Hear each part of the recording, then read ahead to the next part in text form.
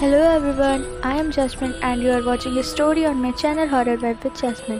तो अगर आप मेरे चैनल पर नए हैं या आपने अभी तक मेरे चैनल को सब्सक्राइब नहीं किया है तो प्लीज़ मेरे चैनल को सब्सक्राइब करिए। तो आइए सुनते हैं बिना देरी किए आज की हॉरर स्टोरी। एक बार की बात है, एक छोटा सा गांव था जहां अनीता नाम की एक छोटी बच्ची अपने चाचा चाची और अपने कज़न्स के साथ रहती थी क्योंकि उसके मम्मी पापा की डेथ हो चुकी थी।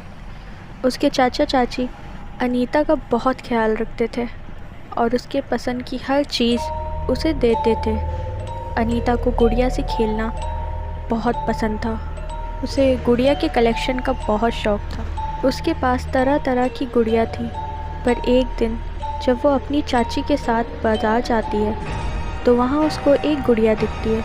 अनीता को वो गुड़िया सबसे अलग लगती है, जैसे वो उससे कुछ कह रही हो, और वो उसे लेने के लिए अपनी चाची से कहती है। फिर अनीता उस गुड़िया को खरीद कर अपने साथ अपने घर ले आती है।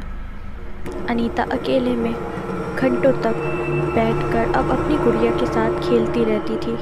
कभी उसके बाल बनाती तो कभी उससे बातें करती। शुरू में उसके घर वालों ने इस बात पर ध्यान नहीं दिया, लेकिन उनको अजीब तब लगा जब अनीता की दोस्त उससे मिलने उसके घर आई और अनीता ने गुड़िया की वजह से उस पर ध्यान नहीं दिया, जिसकी वजह से अनीता की दोस्त ने उस गुड़िया को उठाकर फेंक दिया और तभी से उसकी नाक से खून निकलने लगा।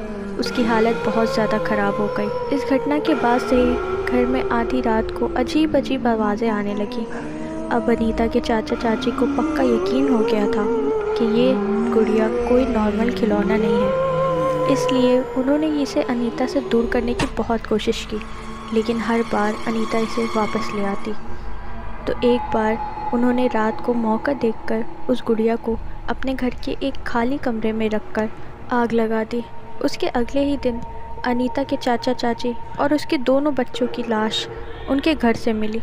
उनकी मौत की वजह कोई नहीं जान पाया और अनीता एक कोने में सहमी सी बैठी पागलों जैसी हरकतें कर रही थी। सबको लगा अनीता को अपने परिवार की मौत का सदमा लगा है, तो उसे पास के एक मेंटल हॉस्पिटल में पहुंचा दिया गया। वो गुड़िया आज भी अनीता के साथ है, जिसकी हंसी डर से भरी हुई है, और आज भी वो रात रात भर अनीता से बातें करती है और उसके साथ खेलती है।